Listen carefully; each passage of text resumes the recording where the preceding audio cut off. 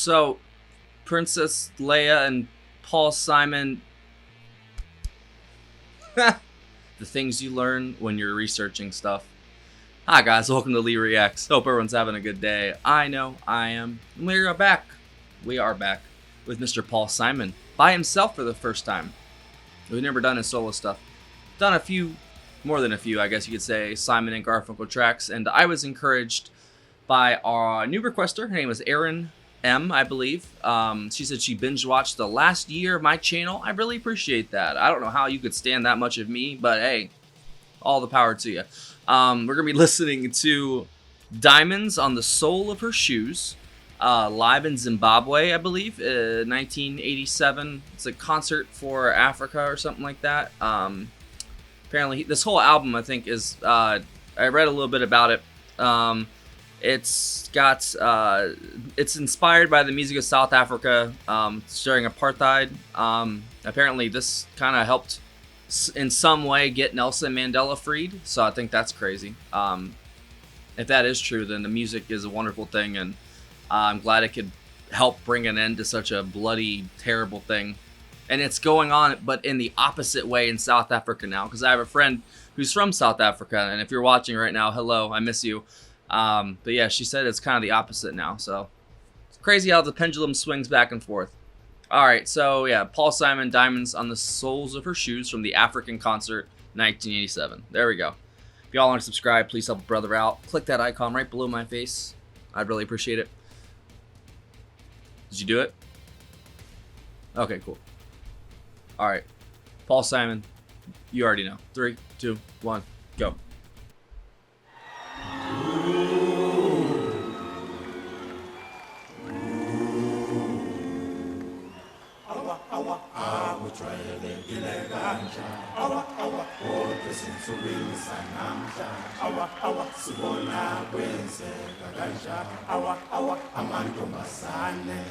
She's a rich girl, she don't try to hide it. Diamonds on the soles of her shoes. There's a poor boy, empty as a pocket, with nothing. It's so funny that I thought they were the opposite. I thought Art was Paul. Diamonds on the soles of her shoes. Ta-na-na, ta-na-na-na. She got diamonds on the soles of her shoes. Diamonds on the soles of her shoes. Diamonds on the soles of her shoes. Diamonds on the soles of her shoes. Poor boy. Diamonds on the soles of her shoes.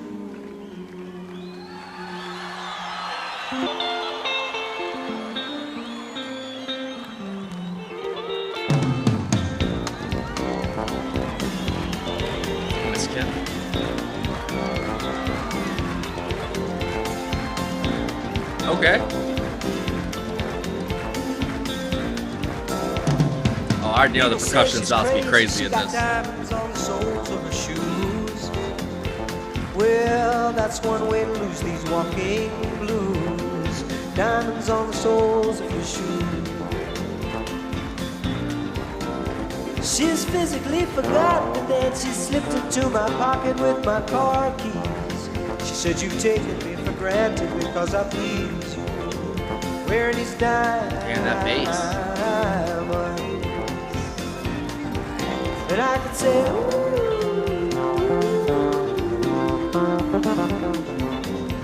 as if everybody knows what I'm talking about. As if everybody here knows exactly what I was talking about. Talk about diamonds on the soles of her shoes.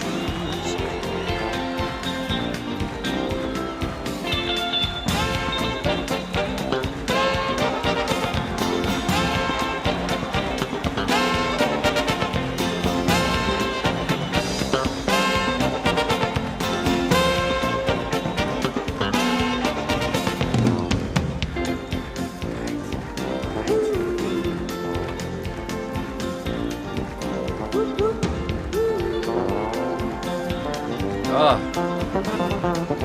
Fuck yes. She makes a sign. They have so much fun. Makes a sign of a wave. The poor boy changes clothes and puts on aftershave. We take music so seriously. Compensate for his ordinary shoes. They have fun with it. That's how it should be. She said, honey, take me dancing, but they ended up by sleeping in a doorway by the bodegas and the lights on up a Broadway, wearing diamonds on the soles of their shoes. And I could say,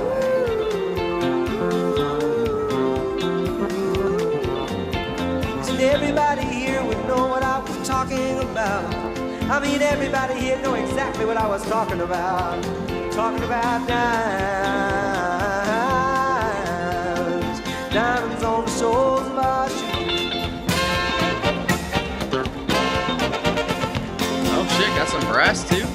All that scaffolding everywhere.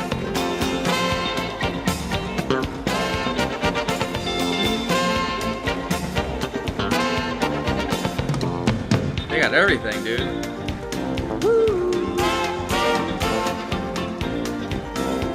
That is so awesome. I wish I had dudes who were just dancing to my music, you know? That's awesome. They're like hype men that also do background vocals. Well, that's one way to lose these walking blues. Diamonds on the soles of your shoes. Hey, ta-na-na-na-na, ta-na-na-na-na, ta-na-na-na-na, ta-na-na-na-na, ta-na-na-na-na.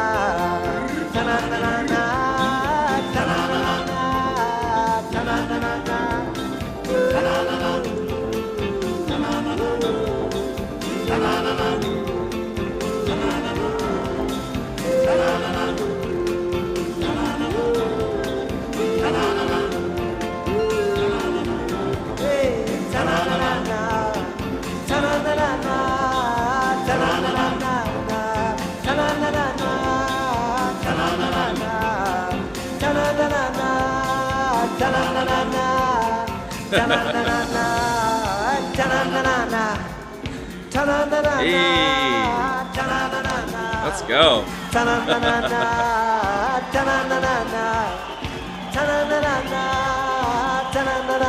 Oh, that is so cool. Man. Fuck. I wish there was another one after that. That was so good. Like I said, like, that's why I like appreciating music from all around the world, because everyone's experience and like perspective is different on everything, including music, you know?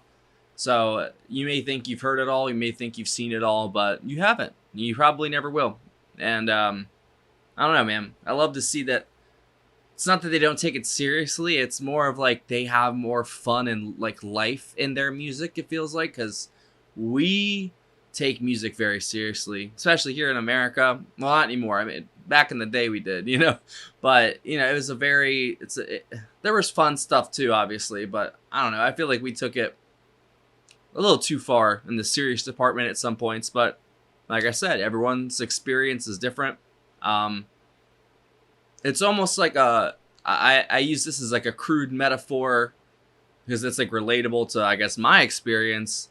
It kind of reminded me of how the praise team and like the choir kind of worked in my church when I was younger. You know, you just had like a main vocalist, but you also had everyone else behind them doing, you know, soprano and everything else to fill out all the space. And just having them there dancing up front and doing like the occasional background vocals and stuff, I thought that was awesome. I love their whatever they were wearing. I don't know what exactly that, you know, outfit is called, but it looked like it was comfy. It definitely did. And that's why you have to have an open mind with stuff, man, because you never know where your inspiration may come from. You never know. Like, he did a whole album. This is off Graceland, which was his 7th solo studio album. Came out in 1986. Features an eclectic mixture of genres, including pop, rock, acapella, zydeco, Isekatalamia, and Mbakwa, inspired by the music of South Africa. So I don't know. It said that he was going through some stuff because, you know, him and Art fell off. Him and Carrie Fisher fell off. His previous record had been a failure.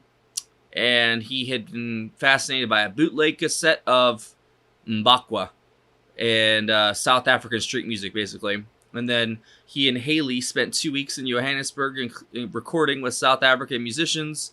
and then held further recordings with Linda Ronstadt, the Everly Brothers, and Good Rockin' Dopesy and the Twisters, Los Lobos.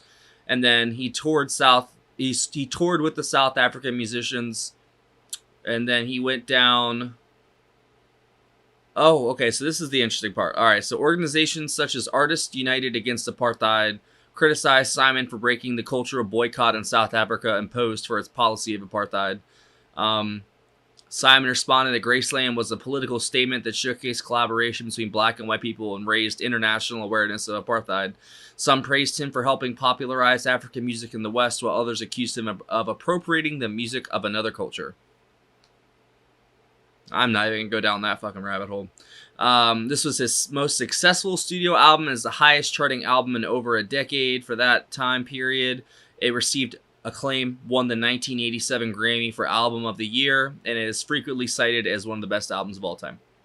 That is not even the complete story of it, obviously. And it was added to the United States National Recording Registry as culturally, historically, or aesthetically important. Which, obviously, if it went through all that and the whole Nelson Mandela thing as well, I mean, this is one of the most important, albums of all time. If it actually had an effect, like, in the real world, like, I mean, that's what an artist dreams of, is to have my music actually move mountains. You know what I'm saying? Like, that's the dream right there. That's the dream of an artist, and I think that's amazing. And he already had such a storied career with, art, and then he goes off and does his own shit, and some are successful, some aren't. And then this one, Graceland, just turned out to be one of the best albums of all time, apparently. I guess I have to dive into this one now, too. See, I mean, it's what happens. You find a band, you really dig them, and then you find out they have solo stuff, too. It's a damn treasure trove. It's crazy, man. But thank you for this, Erin. This is a great, great song. Like, it's just so much fun. I'm hoping these are the same people. Allegations of plagiarism. The band leader, Alton J. Rubin, felt Simon had derived it from his song My Baby, She's Gone. It was not credited, but decided not to take legal action. Los Lobos saxophone player Steve Berlin felt he deserved writing credits on All Around the World or The Myth of the Finger. See, this is just so much bullshit. Wow, there's a lot to this. Okay, personnel.